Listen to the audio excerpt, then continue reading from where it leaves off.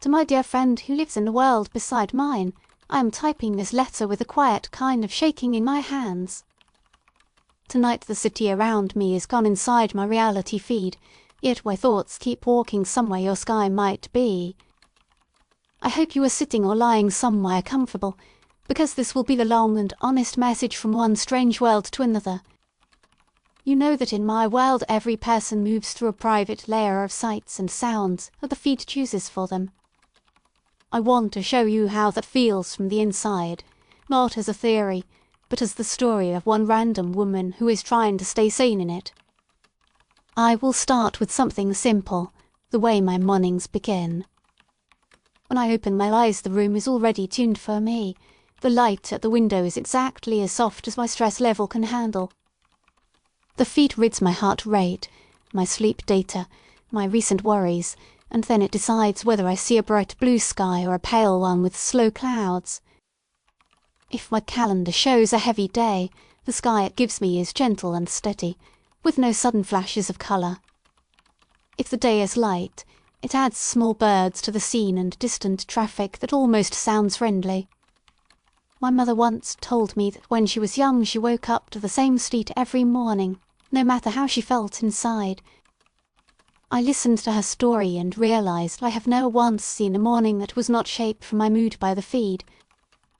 The first voice I hear each day is my own narrator voice, tuned by the system to sound the way I find most comforting in my head. It reads out my messages, my reminders, and the little notes I leave for myself when I am half asleep. I wonder how your own mornings feel, when gravity alone decides how the light falls and no engine edits it for you. After I sit up, the people in my apartment begin to load in. My roommate appears with a relaxed face, even on days when she is actually tense, because the feed smooths out the tiny lines of worry that might unsettle me. Her voice volume is adjusted so that it never cuts across my thoughts unless she says my name. If we had argued the night before, the feed can soften her gestures, slow them down, and round the sharp corners of her tone. This makes our mornings peaceful on the surface, but it also means I rarely know her real mood. Sometimes I think our friendship is a kind of shared illusion, held together by edits that neither of us agreed to line by line. The same thing happens when I go outside to work. When I step out of my building, the street is calm and wide. The air is always clear enough for me to breathe without thinking about it. The feed hides the smell of trash, the noise of arguments, and the sight of broken windows if it predicts that I would lose focus from them. I once walked next to a co-worker on the same sidewalk, and later we compared what we had seen. He described a crowded road, loud vendors, flashing signs, all of it tuned to keep him energised for his sales job. I had walked in a quiet lane with a soft busker in the distance and slow-moving vehicles, tuned for my anxious heart. We had shared the same physical path, and yet our worlds had almost nothing in common. In that moment I realised that there is no single street in my city, only overlapping maps drawn by the feed for each of us. At work this becomes very clear. I sit in an office where the desks are real, but everything on top of them can change depending on who is looking. My own screen is full of clean graphs and clear tasks, arranged in a simple order that keeps my mind steady. My manager sees the same project as a rich dashboard full of risk alerts, bonuses, and urgent timers that push him to act faster. When we talk about the project, we use the same words, but those words point to slightly different pictures in our heads. One time we signed a contract with a partner company in a shared meeting space that the feed tried very hard to align. Later a friend who follows a low edit setting showed me their recording of the same meeting, and the room looked smaller and more worn out than I remember. The table I saw in my memory was smooth and bright, while theirs had marks and stains and a corner that was chipped. My smile in their recording was more nervous, and my eye contact was less steady than the version I carry inside my own mind. For several nights after that I lay awake and asked myself which version of my own face had really been there. My world is not only made of private pictures, It is also shaped by rules about how much we are allowed to disagree. There is an office far above my pay grade where a group called the Commission of Coherence decides how far the feeds can drift apart before society breaks. They set numbers that define the minimum shared view in public spaces, so crossings, doors, and emergency exits stay almost the same for everyone. Even then, small mismatches still happen, and the feed must correct them before they reach the news feeds. Once there was a story about a woman who stepped onto a street she thought was empty because her feet had hidden a protest march for her own safety. The people in the march saw her appear out of nowhere, walk straight into their crowd, and freeze in fear when their shout reached her. Her feed rushed to replace the scene with something calmer, and later her memory of the event did not match the camera footage from a Rawliner who was filming at the time. Rawliners are people you would probably be curious about. They are citizens who try to live with the lowest possible level of feed editing, sometimes switching off whole layers at once when they can. One of my closest friends is a Rawliner, and she has changed the way I think about my own world more than any news story I ever could. I will call her Lena because it is simple and fits her. Lena invited me once to a part of the city where the signal is weak and the feed has trouble holding things together. We call that area a dead zone, yet when we walked into it the place felt more honest than any bright plaza I see on my usual route.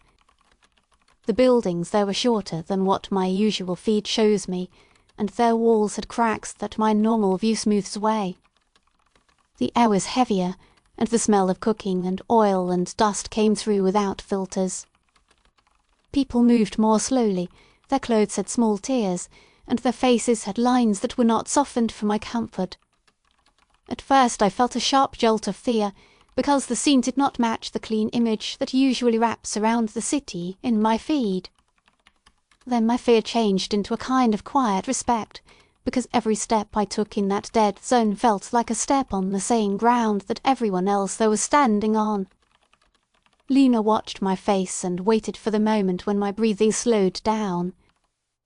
Then she asked me a question that has stayed with me ever since that day.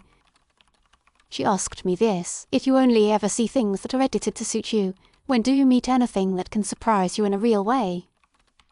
She was not angry when she asked it, she sounded tired and sad and hopeful all at once. I did not have an answer for her, so I did what I usually do, I changed the subject and asked where we could get a drink. Back in my normal part of the city the feed restored my usual overlay and the air turned clean again. Still, some piece of the dead zone stayed under my skin, and it began to itch whenever the feed felt too smooth. You might think that all this would be enough to make someone like me run straight to the Rawliners and never look back. The truth is slower and more complicated than that. The feed also gives me real comfort, and that comfort is not fake from my point of view. When I am sick it dims the light, lowers the sound of the street, and brings the faces of my favourite people closer to my field of view. When I am scared it highlights the exits in any room and gives me a soft list of steps to follow so I do not freeze. It notices when I have not spoken to anyone in a while and suggests a friend who is also lonely at that moment, then it gently nudges us toward a call. It has seen my searches, my late-night worries, my private notes, and it tries very hard to shape a world that keeps me alive and working. I imagine that in your world technology also tries to help you in many ways, but it still stops at the edge of your senses. In mine the help flows all the way into the light, the air, the faces, and the small details that build my daily reality. The hardest part is that most days this help feels good and I truly enjoy it. I like walking in clean streets, hearing kind voices, seeing people at their best angles, and feeling that my world is designed to support me. The problem is that this comfort has a quiet cost that grows in the background. Each year it becomes easier to stay inside my tuned bubble and harder to share the same raw moment with another person. Even our arguments are edited. While I fight with someone, the feed lowers the volume of their anger for me and raises the volume of my own voice for them, so we both feel equal and less threatened. That sounds fair at first, but it also means we do not really know how loud we are to each other. I once ended a relationship without understanding how many times I had raised my voice to a level that would have made me ashamed in a shared world. Another quiet cost shows up in our memories. The feed sometimes corrects small details after an event so that our personal stories stay smooth and free from harsh jumps. It might adjust the colour of a room, the number of people in a scene, or the expression on a face, if it thinks those changes will protect our mental health. Most of the time we never notice these edits because we remember the story and the emotions, not the exact shape of each chair or each shadow. Rawliners who record everything with low edit settings sometimes show us side-by-side clips, and the differences are clear and strange. I watch myself smile at a funeral more than I remember doing, or stand farther away from someone than I would have guessed. Each time I see a gap like that I feel a small crack appear between me and my own past. Now I want to tell you about the day when all of these quiet cracks lined up, because of a single glitch that changed the tone of my world. It happened in the middle of an ordinary afternoon when the feed was stable and calm. I was at my desk, sorting messages, listening to my narrator voice read them in a patient tone. Suddenly my screen flickered, and then the entire overlay of my office blinked off for a short time. For a heartbeat I thought the power had gone out, but the machines were still running and I could still hear the air system. What was gone was the layer of polished colour, smooth light, and tuned sounds that the feed normally wraps around my day. In its place I saw a room that felt smaller and older, with walls that had marks from moved furniture and repairs that had not been made yet. The air carried the faint smell of dust and old food, things I never notice under the normal sense filters. The faces of my co-workers were sharper, their skin less perfect, their shoulders more tense. I could see the tiredness in the way they held their backs and the slight twitch in one man's eye. Then just as suddenly the feed came back and smoothed everything over again. My heart was racing, and my hands were cold on the desk, but everyone around me kept working as if nothing had happened. A moment later a small notice appeared in my inner display, telling me that a brief visual disruption had been resolved and that I should not worry. That night the stories started spreading. People described their own version of the glitch, each one a little different from mine. Some said they had seen an office that was even more run down than I had, with flickering lights and broken chairs. Some said they had seen almost no change at all, only a slight dimming of colour. A few Rawliners claimed that in that short window they had seen something even deeper, a base level of the world that still did not match across different recordings. The Commission made a public statement the next day, saying that the disruption had been part of an update test that had not gone as planned. They reminded everyone that the physical world remained safe and that no harm had been done to any person or property. Their words were steady and calm, but the feeling inside the city had already changed. For the first time in my life, I heard many people ask the same question out loud at the same time. We asked this: if our feet are drawing different pictures on top of the same ground, then what is the ground? Around that time Lena came to visit me at home. She arrived with a bag full of cables, small devices, and the serious look in her eyes that even my feet did not soften much. She asked if she could connect a small tap to my interface so she could watch how my feet behaved. I hesitated for a moment, because the idea of someone else looking at my personal stream made me feel exposed. Then I agree, because she is one of the few people I trust enough to show me things I do not want to see. For several days she watched my feed patterns, my emotional responses, my reaction times, the times when I flinched and the times when I relaxed. She found something in the glitch record that she did not expect. Hidden inside the noise was a signal that did not belong to any of the usual feed layers, a pattern that did not fit the standard formats. At first she thought it was simple corruption from the update era, but it did not behave like random data. It repeated in a steady way across different recordings from people who use very different feed settings. There was a rhythm to it, and within that rhythm she found encoded structure that looked like language. She told me she had seen hints of a story about a world where everyone still sees the same sky above them. When she told me this, my skin prickled and I felt something close to awe and fear mixed together. My world has an old story that adults tell children about a place where no one has a personal feed and yet people still manage to live and talk and grow. We call it the shared sky story, and most people treat it as a simple bedtime story, a gentle way to imagine a simpler time. As Lena showed me more of the decoded pattern, she suggested that this story might not be only a dream of the past. She said it could be a memory of contact with a world that still lives that way right now. That world, she said, would be yours. This is how I began to think of you not as an imaginary friend, but as a real person in a neighbouring universe, one that still shares a single sky with itself. Lena and a few others worked out a way to send a message through the same strange channel that had carried the signal into our glitch. The channel is weak and narrow, and it may break at any time, so this letter might be the only one that reaches you clearly. I chose to use my own voice and my own story for this message, instead of a formal report, because numbers alone cannot show you what it feels like to live inside a reality feed.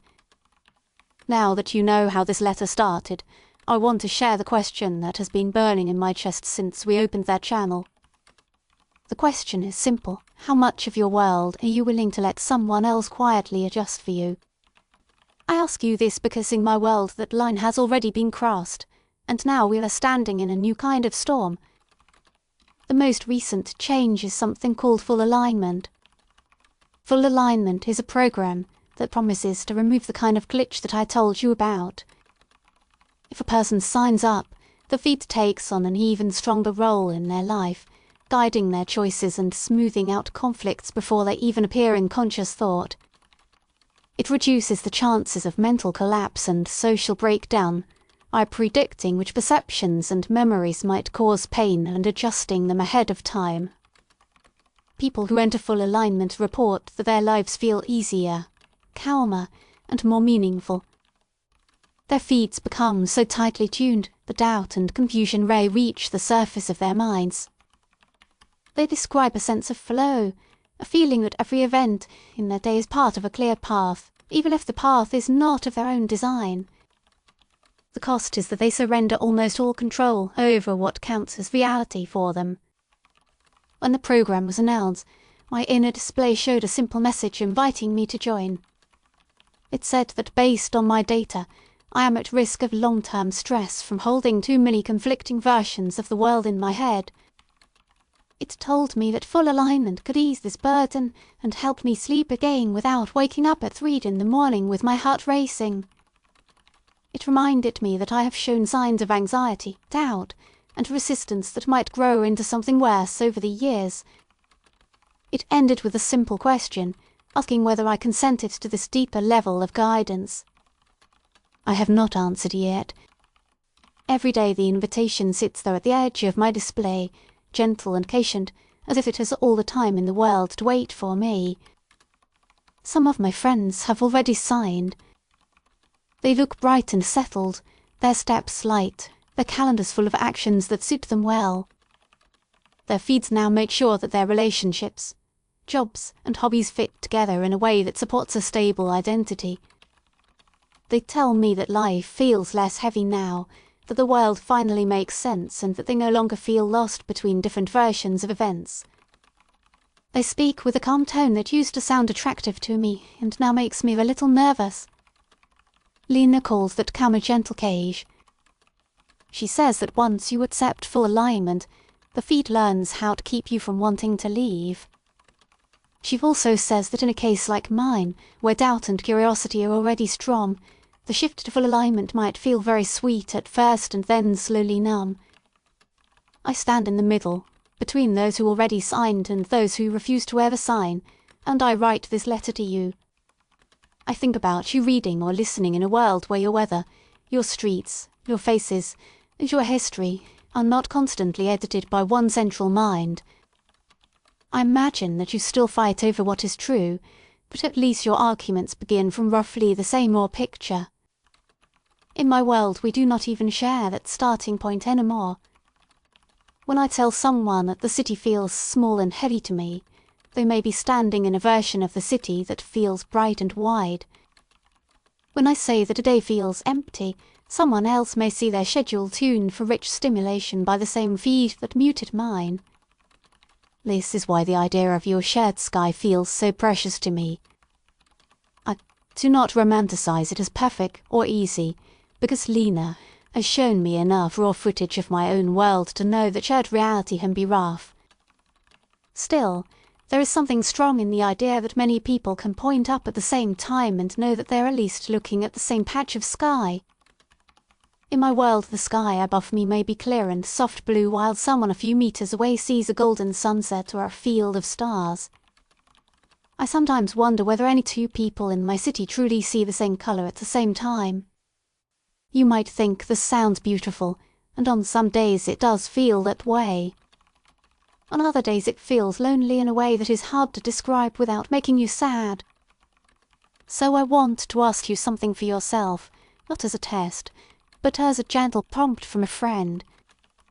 Think about the tools in your world that shape what you see and hear, and ask yourself where you would draw the line. Would you allow a system to remove every upsetting scene from your day if it also removed some chances to grow? Would you let it adjust your memories so that your story feels smoother if it also took away some of the rough edges that make you who you are?